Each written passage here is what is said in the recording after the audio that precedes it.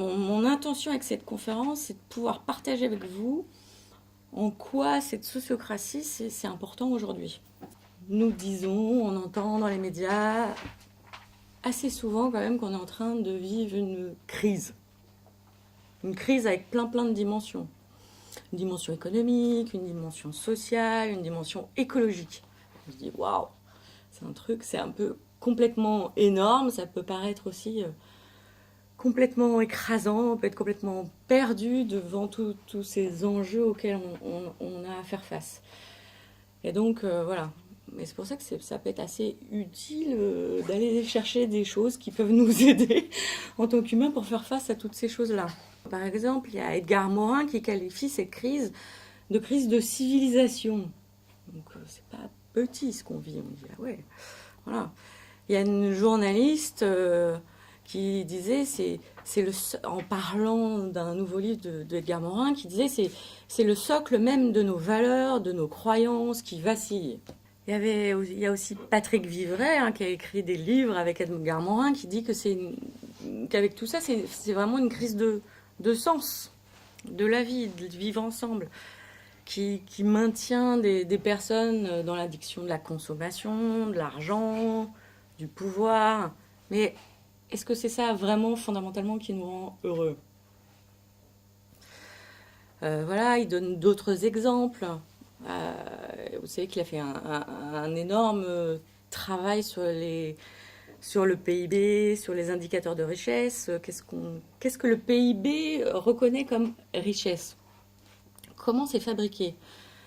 Il donne un exemple très simple. Il dit, voilà, avec le naufrage de l'Erika, le naufrage de l'Erika, ça fait augmenter le PIB. Ah tiens, c'est bizarre ça. Et puis par contre, dans la grille d'évaluation du PIB, qui évalue la richesse nationale, les bénévoles, tous les bénévoles qui ont nettoyé les plages après l'Erika, qui ont pris tous les oiseaux qui étaient mazoutés, etc., eux, ils sont considérés par cette grille d'évaluation comme inactifs, improductifs, ils n'existent pas, ça vaut rien. Ah ouais, ça compte pas. Voilà, on dit, ah d'accord, avec le PIB, alors donner du temps aux autres, ça compte pas. Donner du temps pour créer des espaces plus agréables, ça compte pas. On dit, ça pose vraiment un problème du sens de ce qu'on fait là. On voit aussi qu'on a une crise au niveau du sens aussi du travail. Moi, j'aime beaucoup des études de Christophe Dejour. Là, je vous ai amené une interview. C'est un psychiatre, un professeur. Et donc, dans son étude sur la souffrance au travail, il y a des titres qui sont assez frappants quand même pour montrer la société dans laquelle on est aujourd'hui. Il dit « Chacun est seul et plus personne ne se parle. » Qu'il y a une crise du politique, qu'on voit les vraies difficultés des hommes et des femmes politiques actuels à sortir de leur vieux schéma de lutte de pouvoir. Et puis il y a une phrase de Krishnamurti qui m'est revenue en tête et qui me disait, ah ouais, il dit, c'est pas un signe de bonne santé que d'être adapté à une société malade. Je dis, ah oui, ça me semble assez vrai. Qu'est-ce qu'on pourrait faire différemment? Alors je reprends Edgar Morin et Patrick Vivray par exemple, parce que moi ils m'inspirent beaucoup, enfin je trouve qu'ils disent des trucs assez chouettes. Et donc ils ont écrit un livre ensemble. Leur proposition à eux, pour faire face à cette crise de civilisation qui peut sembler vraiment effectivement nous dépasser, c'est de la regarder sous un autre angle. Qu'est-ce qu'on peut faire de cette époque-là? Oui, c'est pas facile à vivre. Mais de voir aussi que ça peut être un moment de transformation, un moment de mutation. Patrick Vivray, il dit aussi complètement de métamorphose. Et que ça peut permettre aussi de remettre au centre de nos préoccupations l'humain, les autres, le pouvoir de création, démultiplier les espaces où on peut vraiment coopérer. Dire ok, bon, Alors maintenant que j'en ai pris conscience, ok, d'accord, mais on va faire comment? Donc voilà, la sociocratie, c'est un outil qui peut nous aider à faire cette transformation-là. Donc fondamentalement, la sociocratie, ça propose un état d'esprit différent dans les relations aux autres, à l'intérieur d'un groupe. Souvent, pour prendre des décisions, le mode de décision qui nous vient en tête en premier, c'est voter. En fait, en sociocratie, on dit que voter, ça peut être parfois, pas toujours, mais parfois ça peut être la domination de la majorité sur une minorité. Il y a quelque chose qu'on a vécu tous. L'exemple le plus frappant, c'est les élections présidentielles, où aujourd'hui, il y a un président qui est élu à 51, 52%.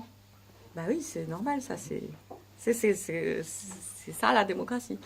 Ah oui, ça fait pas vraiment une union dans la société, ça fait 51 des personnes qui imposent leur choix à 48% des autres.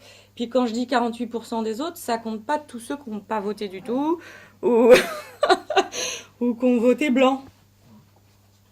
Et donc ce qui est intéressant dans le mode de décision de la sociocratie, c'est que ça renverse un peu tout ça. Donc ça s'appelle le consentement. Et on apprend petit à petit à construire une décision ensemble avec les différents points de vue. Le processus sociocratique est un processus de décision. Quel que soit le sujet, le but est d'obtenir un consentement de l'ensemble des participants par la levée progressive des objections. Une objection, ça ne signifie pas ne pas être d'accord, refuser ou critiquer. C'est plutôt en sociocratie comme percevoir une limite à la proposition. Ça peut être une limite qui m'est personnelle, ça peut dire ok, je ne suis pas prêt à faire ça. Ou une limite collective, dire que la proposition elle n'est pas complètement adaptée à notre groupe. C'est-à-dire que quand quelqu'un fait une objection, on va la prendre en compte et puis on va essayer d'améliorer la proposition avec cette objection. Voilà le principe très très vite. Et aussi, on préserve à la fois l'expression de chacun et l'écoute de tous les autres. Et donc chaque intervenant se sent écouté sans risque d'avoir à se justifier, sans se sentir jugé ou critiqué. Avec l'ensemble des dimensions de ce qu'il est, à ce moment-là, en tant qu'humain. Donc je vais dire, comment je peux dire autrement, avec toutes ces intelligences. Donc pas seulement l'intelligence cartésienne, rationnelle, qu'on met en avant en général pour faire confiance à quelqu'un qui va prendre une décision. Là, on va aussi faire appel à son intelligence émotionnelle. On va se poser la question en disant ok, cette proposition-là, moi, là, maintenant, qui fait partie de prendre cette décision, est-ce qu'elle me convient vraiment? Est-ce qu'elle me gêne? En sociocratie, on est autorisé à se poser ces questions-là. Et même, c'est bien de le faire. Et même, c'est super important de le faire parce que si on ne le fait pas, on va rater quelque chose. Je crois que vraiment que c'est un des facteurs qui participent réellement à la force de la décision qui est prise. Parce qu'on est pleinement entendu quand on va s'exprimer dans l'ensemble de ces dimensions. Et ce qui renforce aussi cette décision, c'est qu'on offre à chacun le fait de partager ses perceptions, ses émotions, ses intuitions, c'est toutes les choses qui ne sont pas forcément de l'ordre du rationnel cartésien pur. C'est ça qui est intéressant, c'est que quand on prend une décision en sociocratie, la décision, ça n'est pas comme habituellement de la confrontation des idées, mais bien de l'adjonction des différents points de vue de chacun. Au-delà, quand on y arrive, des jeux de pouvoir qui sont forcément là. Donc ça participe vraiment à créer un groupe, à créer un esprit d'équipe, en plus que d'avancer et de prendre des décisions. Bon, c'est pas forcément évident, vous voyez, à vivre et à réaliser. Donc on voit bien que c'est aussi un véritable apprentissage et qui a besoin aussi c'est là où pour moi aussi c'est important de pouvoir utiliser d'autres outils, notamment comme la communication non violente, pour pouvoir faire ces apprentissages aussi en douceur parfois. De passer de ce monde qu'on vit la plupart du temps à un monde comme celui-là. Et ainsi, on va dire que la sociocratie, ça crée ces espaces-là, où on peut à la fois être pleinement soi, parce qu'on s'exprime, on dit les choses qui nous conviennent pas, ou les choses où on a des doutes, ou voilà, et on renonce pas à qui on est et aux valeurs qu'on a. Et en même temps, on est complètement présent et quelque part, on a cette volonté d'être unis humainement à écouter les points de vue des autres qui peuvent être différents du mien. Une bonne décision, c'est celle qui va respecter les limites de chacun, les tolérances, qui va remplir aussi les besoins de chacune des personnes. Surtout des personnes qui auront à vivre avec les conséquences de cette décision. Et c'est pour ça qu'en sociocratie, toutes les personnes qui vivent avec les conséquences de cette décision sont invitées à la prendre. Et vont pouvoir dire quelque chose. Ça, c'est un type d'organisation pyramidale que vous connaissez.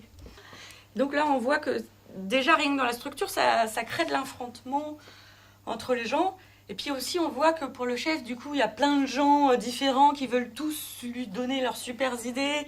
Et que pour lui, c'est assez embêtant parce qu'il sait que s'il va dire oui à un tel ou oui à un tel ou oui à un tel, bah, ça veut dire qu'il va dire non aux autres et que leurs idées vont pas être reconnues et que là, il sait que ça va faire un problème dans l'organisation. La sociocratie, ça serait, vous avez compris, c'est plus une organisation qui s'appelle plus les organisations en réseau, qu'on appelle organique. Et donc, je ne sais pas si vous avez entendu regarder des recherches, par exemple, sur des chercheurs qui regardent comment les oiseaux migrateurs, hein, donc qui volent en groupe. Et donc, au début, les chercheurs qui sont dans notre temps, évidemment, ils cherchaient c'était qui le chef dans ce groupe d'oiseaux migrateurs, qui disait à tous les autres, attention, il y a un obstacle, Voilà. Et en fait, ils ne trouvaient pas. Parce qu'en fait, il n'y en a pas. Il n'y a pas un chef, il n'y a pas un grand organisateur qui sait tout mieux que les autres. Ça veut dire qu'ils n'arrêtent pas d'être en communication les uns avec les autres sans arrêt à l'intérieur d'un groupe. Et c'est ça qui fait qu'ils sont hyper agiles en entier dans le groupe, qu'ils arrivent à éviter les obstacles et qu'ils arrivent vraiment à faire face à des trucs qui sont complètement imprévus. Et c'est comme s'ils sont à la fois reliés les uns aux autres, et c'est parce qu'ils sont reliés les uns aux autres qu'ils arrivent à passer des obstacles même qu'ils ne pouvaient pas prévoir. Voilà. Et donc on pourrait dire que la sociocratie, ça s'inspire de ces types de modèles en réseau. Voilà. Donc avec beaucoup d'interactions. Donc ça allie un aspect pragmatique, on prend des décisions, et ça allie un aspect humain. C'est-à-dire qu'on prend soin du groupe, des interrelations, parce que fondamentalement, on se dit que c'est bien parce qu'il y a des relations on va dire de qualité, entre chacune des personnes de ce système, de ce groupe, qui fait que l'organisation elle-même, elle est en bonne santé, qu'elle fonctionne et qu'elle va être capable de s'adapter à ce à quoi elle a à faire face. Donc on voit bien que la sociocratie, c'est comme une espèce de réconciliation entre les intérêts individuels et le bien commun d'une organisation. La sociocratie, ça a été inventé par Gérard Edinburgh. Donc c'était à la fois un professeur à l'université de Rotterdam, c'était un scientifique et c'était aussi un entrepreneur. Donc ça allie un aspect pragmatique, on prend des décisions, et ça allie un aspect humain. C'est-à-dire qu'on prend soin du groupe.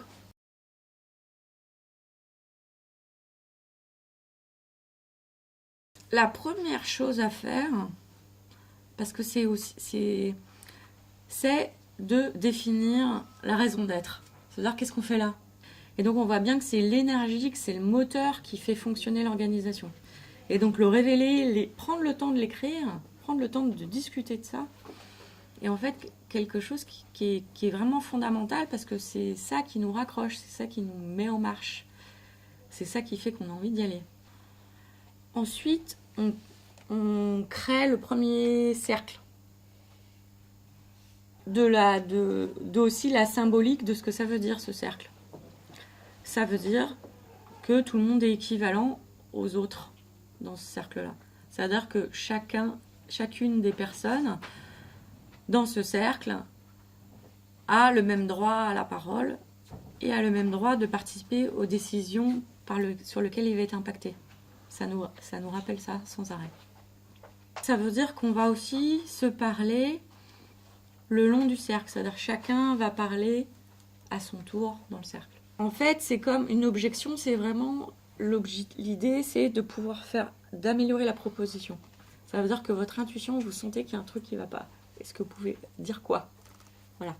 Et faire ce cadeau-là au groupe pour que la proposition soit la meilleure possible. Et en même temps, on voit aussi que c'est ça qui fait que c'est une vraie prise de responsabilité. C'est-à-dire, je fais partie du groupe et je dis ce que je pense que ça me fait cette proposition-là, et je le fais dans l'état d'esprit d'essayer de faire en sorte qu'elle soit vraiment la meilleure possible.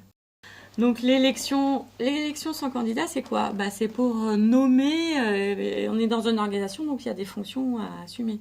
Par exemple, il y a celle dont je vous ai déjà parlé, c'est l'animateur des cercles. Et bien, toutes ces personnes-là, elles sont nommées par une élection sans candidat. Donc, comment ça marche? Eh bien, il n'y a pas de candidat, déjà. Mais par contre, on a besoin de quelqu'un pour faire l'animateur. Ok. Donc, comment on fait ça? Eh bien, dans un cercle, en fait, chacune des personnes va dire, dans ce cercle-là, qui c'est qui lui semble la plus adaptée, la plus compétente, la plus je sais pas quoi, pour faire cette fonction-là. La dernière chose, c'est le double lien. Parce que vous voyez, une organisation sociocratique, grosso modo, au début, il y a un cercle pour prendre les décisions fondamentales de l'organisation, et puis après, on a besoin d'autres cercles, comme créer un autre service, groupe de travail, je sais pas. Voilà. Et là, ça crée un autre cercle. Donc, quand il commence à avoir plusieurs cercles dans une organisation, il y a besoin que tous ces cercles communiquent entre eux. Et donc, pour ça, c'est intéressant parce que du coup, il n'y a pas qu'une seule personne qui assure le lien. Il y en a deux. Et c'est pour ça que ça s'appelle le double lien. Et on commence à créer vraiment du pouvoir avec. On fait du pouvoir collectif pour réaliser des choses ensemble. Et donc ça crée aussi, comme je vous ai dit tout à l'heure, des organisations qui sont beaucoup plus adaptables au changement par rapport à la crise dont je vous avais parlé tout à l'heure. Qui sont beaucoup plus capables de se dire, d'affronter le problème, et donc pas de le nier, et en même temps d'avoir confiance dans l'ensemble des personnes pour réussir à savoir ce qu'on va faire. Donc ça, c'est issu d'un livre qui s'appelle « Les nouveaux collectifs citoyens », qui a été écrit par Ivan Malchev. Le seul livre complet en français que je connais sur la sociocratie, où vous aurez plus de détails. Voilà. Et pour moi, tous ces outils-là, ils font partie du domaine, on va dire, de l'intelligence collective ou coopérative. Et ils l'ont écrit à plusieurs, donc ça montre déjà la coopération qu'ils ont mis entre eux pour écrire ce livre.